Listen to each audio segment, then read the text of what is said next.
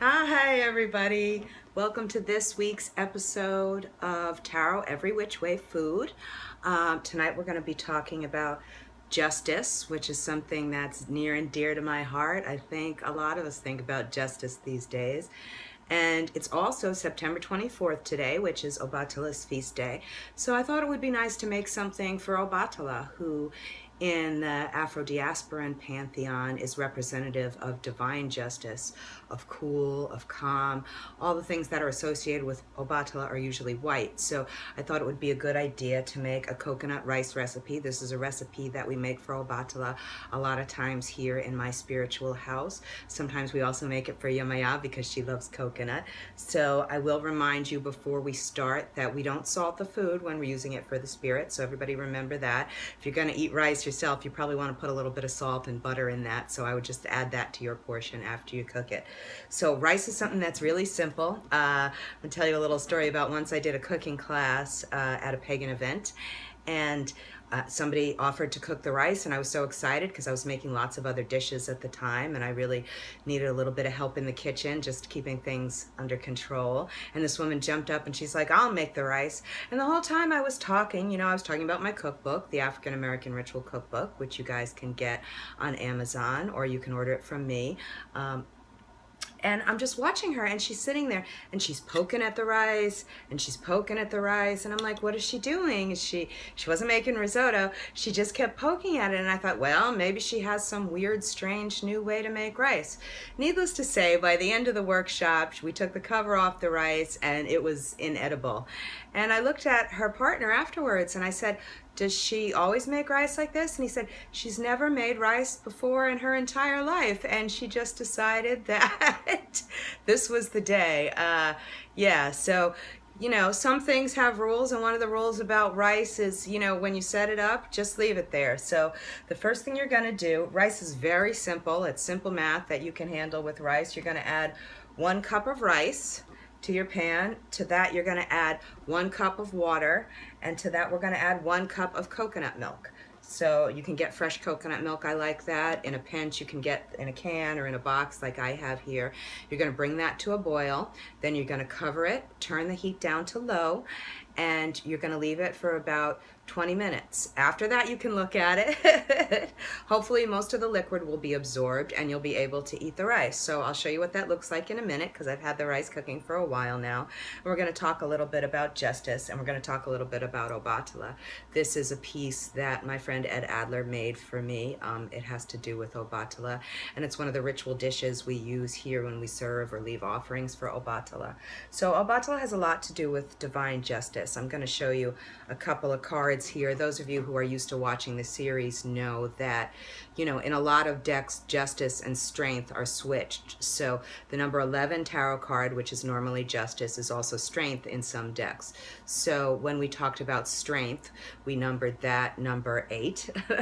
And now we're going to talk about justice, which is normally numbered 11. So there are a lot of things that come to play when we're talking about the justice card. There's not just divine justice, which I mentioned from Obatala. There's also sort of a personal justice. There's a relative adjustment that I really think needs to be done on the part of the querent or the seeker or the person who's really asking the questions of the cards, because sometimes, justice looks different from different places. When we look at a lot of the goddesses that are in charge of justice and things like that, we look at the Egyptian goddess Ma'at and her divine feather of justice. We look at Venus, who's also very connected to justice. Sometimes people say all's fair in love and war. I think in a way that justice really has different rules than we want it to have sometimes, and that's where the concept of adjustment and truth comes in, because truth is also subjective. So a lot of the things that we need to think about when we're thinking about truth and justice and other concepts like that that are related to this card is, what is our position in the matter? How can we really get logic and clarity? And that's one of the things that I think can really be gained through this recipe. It helps to give us clarity about what we're thinking about. I mentioned before, Obatala is in charge of peace and justice and things like that. So it's a really beautiful way to sort of put those things together. When we look at crystals, obviously, I like to use clear quartz for clarity and justice and adjustment. Excuse me. And I also a lot of times people will equate things like petrified wood or jade or emerald with the Justice card, and I think those are also really good things to sort of, petrified wood in the sense of being able to ground yourself, being able to get perspective, being able to use the energy of the earth and something that's been around since ancient times. Wood has to be around a really long time before it gets petrified. So the sense of justice takes on a whole nother character. It's not just what's happening in the moment, it's what happens over time. And when I was thinking about what I was going to say tonight about the Justice card, I was looking at some of the other people's advice about this Justice card. And a lot of times people recommend when you get the Justice card that you should let go of what your own personal thoughts are in the situation. And this brings back into play what I mentioned before about adjustment and truth and really having logic, because sometimes in the situation, if it's something we're really passionate about and we feel that we're not being treated justly, we can get really emotional, and that can make things more difficult in the situation. So it's important to remain calm when we're seeking justice. It's important to remain calm when we get this card so we can really see where we need to make the adjustment in order for things to progress for us better, to a better place, to a better station, to a better life, really, and have justice in our lives. So I'm going to serve this up right now. I'm going to show it to you. And then we can all get back to our Sunday nights. But here's my coconut rice. Look, it's still steaming. Can you see? There's still steam coming off of it. As I mentioned, this is one of my favorite recipes. It's one of the most delicious recipes and also the simplest you can make.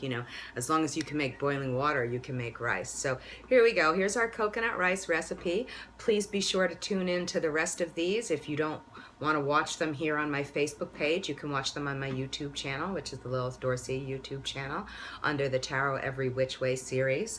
And I will also mention that this week I will be offering a workshop on Saturday, September 30th at New York City Pagan Pride in Battery Park City. I'll also be doing the closing ritual. There's the big announcement for those of you who haven't heard it. Me and my spiritual house will be doing the closing ritual, and we'd love to see everybody there. If you'd like to bring an offering, we'll be doing a ritual for the ancestors and also honoring Damballa, the serpent Loa. And if you want to bring an offering, some appropriate things would be white flowers. Also white food would be appropriate. They won't let us have candles in the park, just so you know ahead of time. So if anybody wants to bring me some electric white candles, I would really appreciate that, because I've been stockpiling them. Oh, this looks great. It's like it's my third eye. So we need some of those. But really just your presence, and it would be wonderful to see you there. So take care, everybody. I'll be back next Sunday sometime around this time, 6:37. We're shooting for every Sunday night. I'm having a lot of fun with this series, and I hope everybody keeps watching. Thanks. Bye.